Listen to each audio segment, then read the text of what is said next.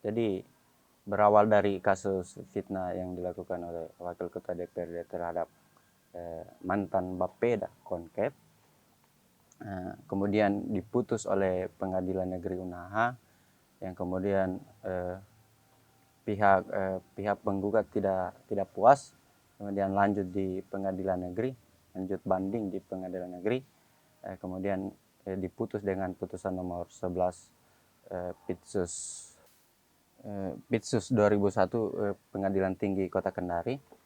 Kemudian di situ timbul wacana-wacana mengenai pemberhentian antara wakil ketua DPRD. Dari sisi analisis hukumnya ada 3 syarat yang harus kita lihat. Yang pertama itu syarat PAW itu sendiri. Yang kedua mengenai prosedur PAW itu sendiri. Dan yang ketiga mengenai implikasi hukumnya dari adanya PAW itu sendiri. Dari ketentuan regulasi, seluruh regulasi yang ada, dari kasus yang dialami oleh Wakil Ketua DPRD Konkep ini, setelah saya telusuri semua undang-undang yang berkaitan dengan pemberhentian antara waktu, itu dia tidak memenuhi syarat. Tidak memenuhi syaratnya di mana? Tidak memenuhi syaratnya itu bahwa kasus yang dihadapi dia berbentuk fitnah. Fitnah itu ancamannya 4 tahun, maksimal 4 tahun. Sementara syarat untuk PAW ketika seseorang anggota DPRD diputus oleh pengadilan atau berkasus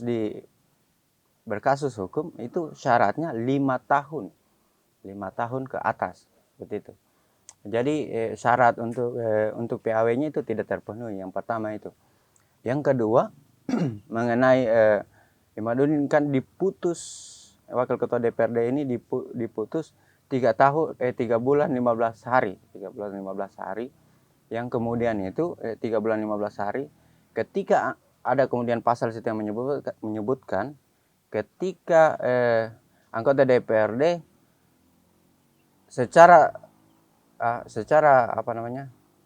terus menerus tidak melakukan rapat secara beruntutan, tidak melakukan rapat selama 3 bulan, maka bisa di PAW.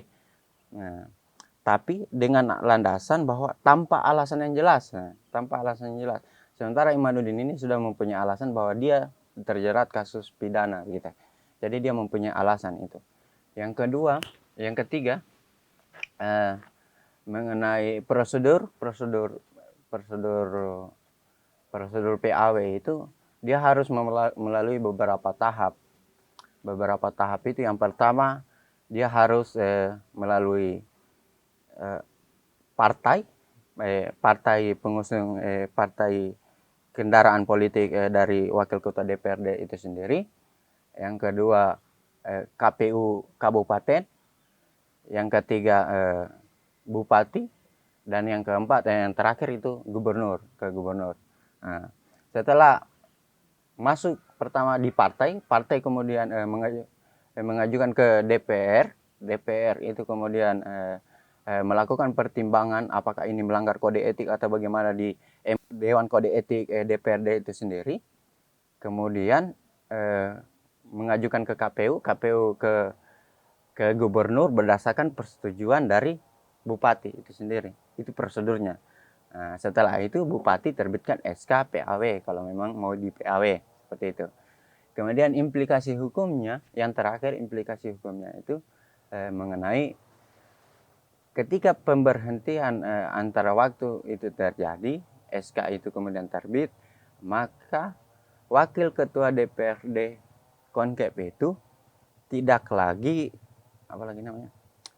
menjabat sebagai Ketua DPRD dan penggantinya itu dari partai Wakil Ketua DPRD itu sendiri. Isunya sendiri memang ketika anggota DPRD terjerat kasus pidana, pasti isu politik itu bergejolak masalah PAW ini gitu ya, untuk menggantikan posisi ini. Karena ini itu jabatan yang diburu seperti itu. Jadi kalau saya menilai memang di media sosial ataupun di mana di Concave sana media sosial, kemudian isi kemudian dibuang di media PAW atau bagaimana. Itu saya bilang itu merupakan isu politik yang kalau dikaji secara hukum itu tidak punya landasan hukum seperti itu, dan itu sangat lemah gitu untuk diajukan PAW itu sendiri. Kemudian apa namanya, isunya ini yang paling krusial itu bahwa ini dimasukkan dalam tindak pidana khusus. Nah, tindak pidana khusus yang kemudian pada putusannya itu dia cenderung berada pada tindak pidana umum. Nah, karena tindak pidana khusus itu dia menghilangkan imunitas dari atau kekebalan dari anggota DPR itu sendiri. Itu yang sangat apalagi namanya, yang sangat mungkin kalau dikaji secara hukum itu prosedur yang agak salah lah seperti itu. Tindak pidana umum itu adalah tindak pidana yang diatur dalam KUHP. Sementara tindak pidana khusus itu adalah tindak pidana yang diatur di luar KUHP, seperti tindak pidana pemilu, cybercrime ataupun cybercrime, genosida, human trafficking, atau banyaklah undang-undang ITE itu dia diatur di luar KUHP. Kalau fitnah ini itu dia di KUHP pasal 311 itu dia tindak pidana umum seperti itu. Sementara kalau tindak pidana pemilu ya diatur di undang-undang pemilu gitu. Jadi di luar KUHP. KUHP kan secara umum.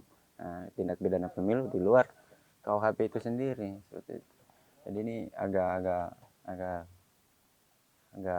lain prosedurnya atau agak salah lah. Kesimpulannya bahwa masyarakat Concave seharusnya lebih dewasa menyikapi persoalan ini. Persoalan ini kan terkait dengan unsur pimpinan DPR. Unsur pimpinan DPR itu sendiri yang mempunyai substansi atau apa lagi namanya, substansi, kemudian mempunyai peranan penting di berjalannya pemerintahan di Kabupaten Konawe Kepulauan itu sendiri. Dan ketika kemudian desas-desus masalah PAW ini kemudian terus digencarkan, ini akan berimplikasi juga terhadap roda pemerintahan yang ada di Concave itu sendiri.